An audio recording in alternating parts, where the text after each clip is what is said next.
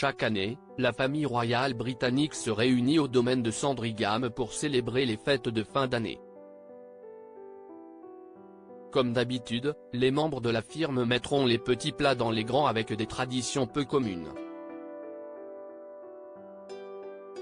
L'heure est certainement aux derniers préparatifs pour Noël du côté de la famille royale d'Angleterre. Comme à leur habitude, les membres de la firme se réuniront au château de Sandringham, dans le Norfolk, pour les fêtes de fin d'année. Alors que les festivités se déroulaient souvent avec la même liste de convives, Charles III a décidé d'élargir le cercle des invités cette année. Son épouse Camilla pourra ainsi passer les fêtes en compagnie de sa famille puisque ses enfants, ses petits-enfants et même sa sœur se rendront à Sandringham pour les célébrations. Mais une fois encore, Noël se déroulera en l'absence de Meghan Markle et du prince Harry, qui ont fait le choix de rester en Californie.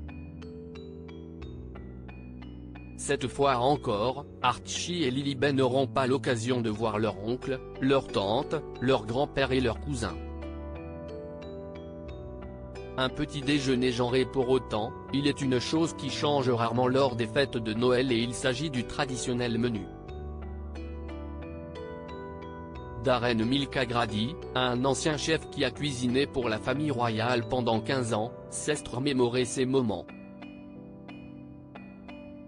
Il a notamment fait part d'une étrange tradition qui avait lieu au moment du petit déjeuner.